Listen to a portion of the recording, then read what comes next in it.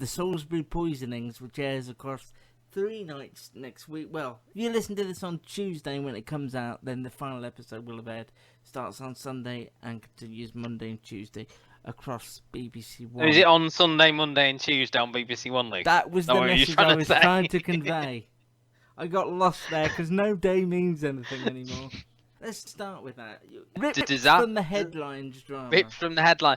But it's not a story I think I remember hearing about it. God, Matt, you needed to widen your bubble in 2018. Yeah, I tend to stay away from the news. I mean, is there a pandemic on at the moment or something? I'm not quite sure. I haven't watched the news today, but I'm assuming it's not took Sunday off. But it starts with this couple on a bench, and they suddenly sort of collapse.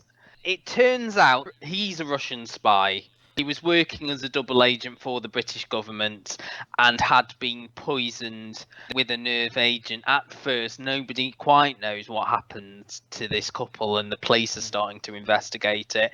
The lead police investigator is D.S. Bailey, played by Rafe Spall, who we see going to the house where this couple, the Skripals, lived, and just before he goes over the threshold, it transpires that they've been poisoned. So they do go in wearing the protective gear, but as the episode goes on, you quickly learn that he has also been exposed to this substance. We've also got a lot of people who touched him on the bench and things. But I suppose that's the main, the subplot of this. One of the subplots of this episode is after he's done the initial investigation, you see him deteriorating in his condition without quite knowing what's wrong with him because it hasn't become a national story yet. We've also got Anne-Marie Duff. She's a health and safety operative for the council, but she's the closest thing they've got to someone who can help them deal with a situation on this extent. It's very close to what we're dealing with at the moment with the pandemic. No one quite knows what they're dealing with, and she's the one who's saying, we need the CCTV, I need to see the scene, I need to know who came into contact with these people. That element of it is the investigation. You've got people like Nigel Lindsay and Darren Boyd playing officers working on the case as well.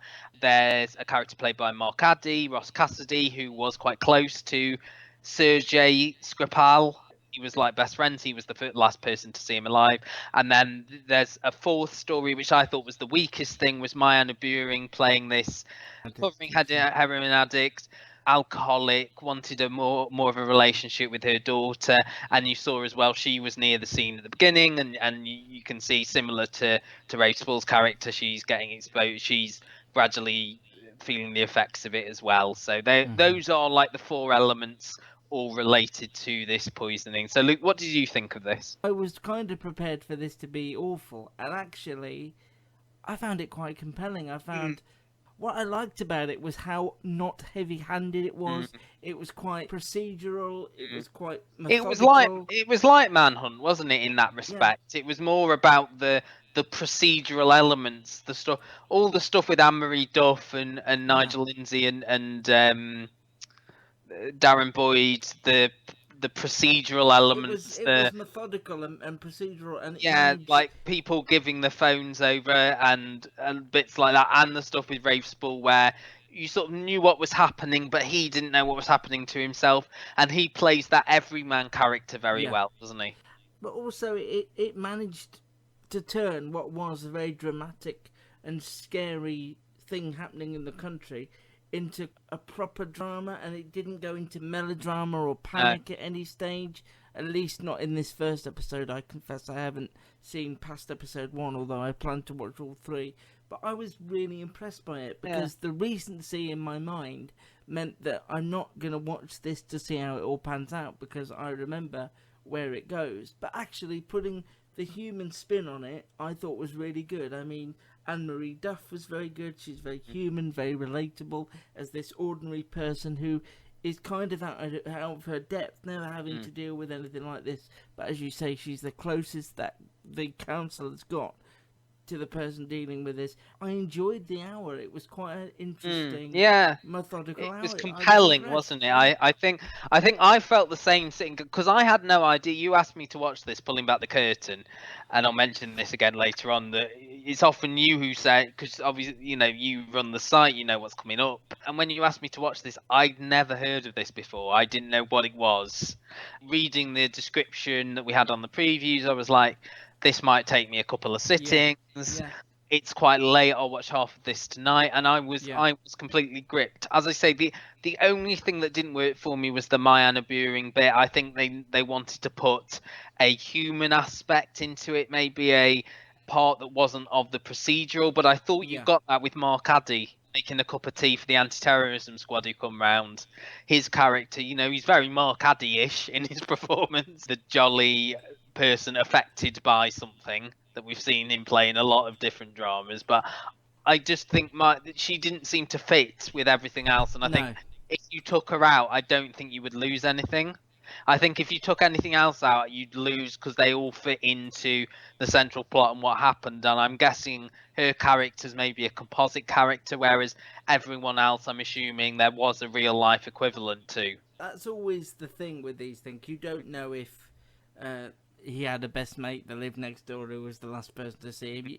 We will never know, and it's not that important. But it was a really interesting I don't think you need element to the both story. of them. Is my point. I think Yeah, that's the only thing that and I didn't think it was clunky, and I thought she gave a good performance. But that felt to me like, oh, we need to put something in it that's more of a human, realistic character who is a passerby who's been affected by it. Because we've got our cop, we've got our health and safety crusader, we've got our person who's close to the victims. We need a fourth. We need all these different elements to flick between, and I didn't particularly think you needed that. I might be wrong. no, I might, again, having not seen, as you say, the next two episodes, I'm not sure, but really felt that this was something that surprised me. I a think step when you up. Yeah, a real see step up.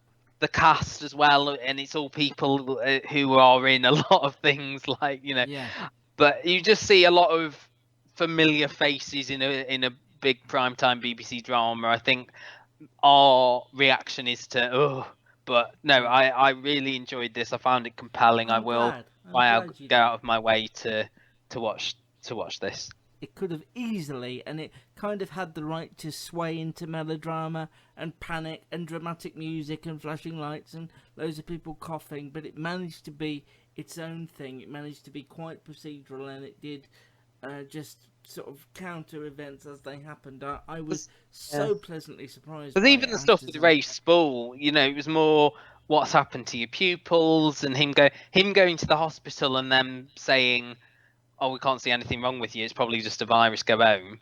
My other question to you, and I don't know if you know the answer to this, is this something that they've had in the can for a Yes, been while? in, not for a while, but it was No. planned in March. It was planned in early March. But it seems a bit odd timing to have this on now. It's Yeah, not but it, like a yeah. comfort drama. It's like this is what's going on for a lot of people right now. This panic, this uncertainty, this Yeah, but you I know. suppose your argument there is this has a conclusion, this has an end, Yeah, and I it is a just story people will yeah. remember. So Yeah, I just feel like could you have held this off a little longer? But I yeah, suppose no. I suppose no, because you haven't got, and then that plays, I suppose, into the why are they putting this on over 3 nights when you're yeah, running out of stuff?